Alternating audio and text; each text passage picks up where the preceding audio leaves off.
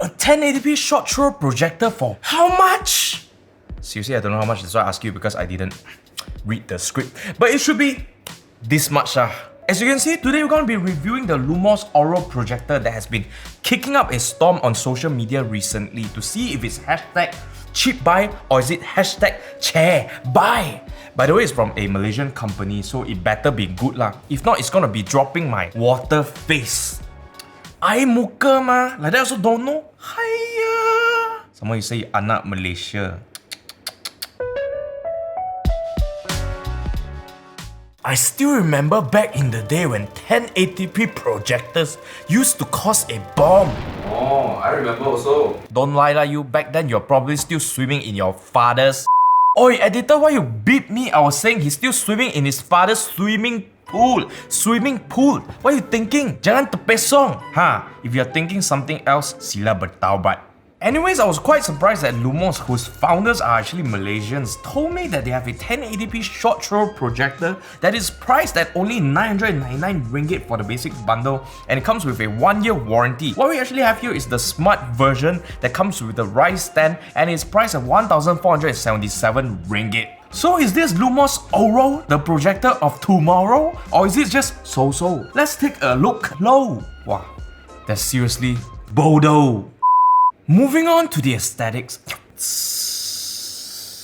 The Auro looks pretty understated in its matte white plastic chassis, dark grey accents in the form of a fabric material at the front and back, as well as a protruding front element of the projector lens. The construction is not the sturdiest, but I don't expect to be throwing this thing around anyway, so it shouldn't be much of a problem. There are ventilation slits on the sides in a push-pull configuration, whereby cool air is taken in from the right and hot air is exhausted from the left. On top is where you'll find all the onboard controls as well as the focus and keystone wheels. At the back you'll find the I/O ports including an Ethernet port, an ancient VGA port, 2 USB ports and a couple of 3.5mm ports, one for the AV and one for your headphones. On the left side you also find an SD card slot and 2 HDMI ports. Honestly, I would have preferred to have all the I/O ports on one side to make the cable management easier, but hey, just nitpicking here. At the bottom there's a single adjustable leg that should come in handy if you want to set it up on a table or even on the Rise projector stand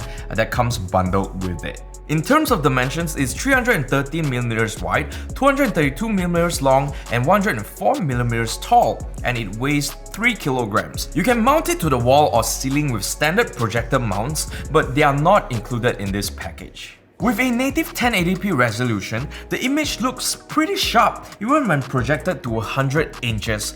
The color and contrast also looks great, and while I cannot attest to the 6000 lumens stated brightness because I don't have the appropriate equipment to measure it, the image definitely looks pretty bright even in moderately lit environments like this. One awesome feature that comes with the Auro is actually the adjustability of the image via the zoom settings. Not only can you adjust the digital zoom of the image, you can even have controls over things such as the 4-point scaling and keystone correction. This will get your image perfectly aligned every time. In terms of audio, cranking up the speakers will actually help you fill up most small to medium sized rooms with no issues. Now the frequency response was also surprisingly well balanced for most content consumption, but the soundstage is actually pretty narrow because of the way the speakers are set up. So here's a sound test for you, and the mic is about 2 feet away from the speakers.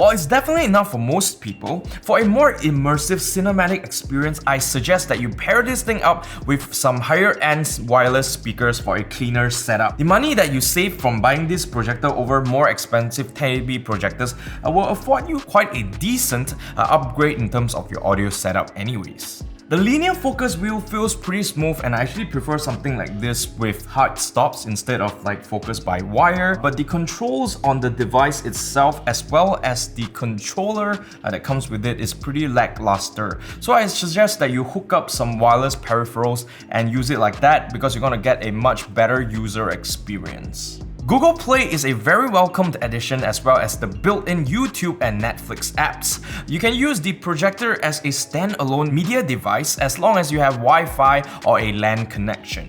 Depending on your device, be it Apple or Android, you have to use the corresponding casting app to mirror your mobile screen. And while you can definitely game with this projector, there's definitely some pretty obvious latency, so I wouldn't play competitively with this setup. So what's the verdict? Well, let's look at some pros of this projector. Firstly, we have the 1080p resolution, which is pretty sharp. And we also have the stated 6000 lumens maximum brightness, that is plenty bright. Then we have the flexible keystone adjustment, zoom settings that allow you to align the image pretty easily.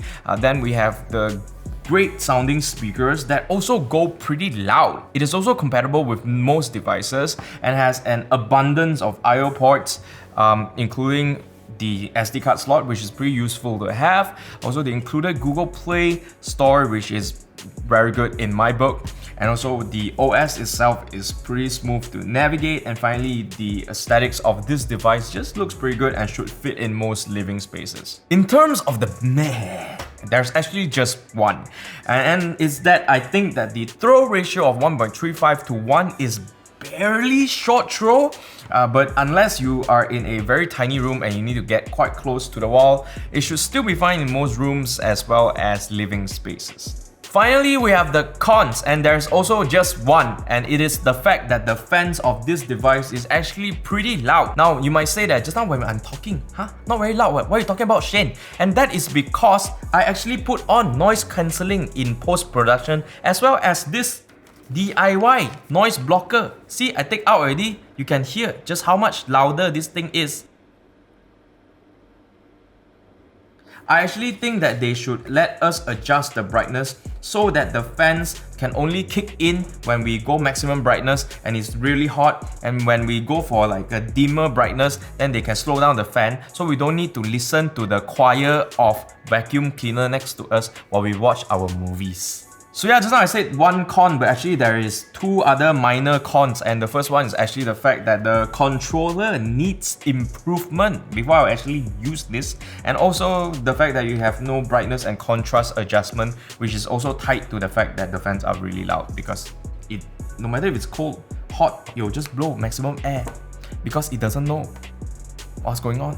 All in all, I give this Lumos Auro projector a very #cheap buy, 8 out of 10. While not without its flaws, I still think that this is a very solid product from a relatively new kid on the block from Malaysia, especially considering its price at 999 ringgit for the basic bundle, and the smart projector as well as the Rise Stand bundle at 1477 ringgit. The cheap buy. I think that it's very important for companies like Lumos to exist, because they actually will go and fight with the big guys by releasing products that spoil market, and this will stimulate the industry to innovate and give consumers like us better products all in all. So yeah, go and support the guy, support the local, support local. If you thought this video is awesome, you know what to do. Don't forget to subscribe to our YouTube channel and hit the ting so you don't miss out on any content from us. And don't forget to follow us on Facebook and Instagram to see more shenanigans from us. And leave a comment down below, because we're gonna answer to you guys in the comments section, which is now. Cue the comments section. First comment from the wonderful world of YouTube on our GPU shortage video is actually from Amjad Morgam, that says, yeah, we need full explanation about crypto mining, but then he kena shut down by Hatsune Miku. No, we don't need. Don't give any more ideas to scalpers or those future miners to buy bulk for the remaining stock. I don't know what you guys think. What do you guys think? Leave a comment. Let me know. Should I talk more about crypto mining? Afiq Anwar says, when Bangsawan speaks about GPU, price skyrocketed. Hello, my name is not called Minor, okay? My name is Major Bangsawan. Get it? Yao Kan says that he cried in 3600X and 5700 XT. Hello bro, your PC is still better than 90% of people on the planet, you know? Random User 2.0 says that he's a fortune teller and the spirits are telling him that both of us will make a great couple. Elaine, how do you answer this?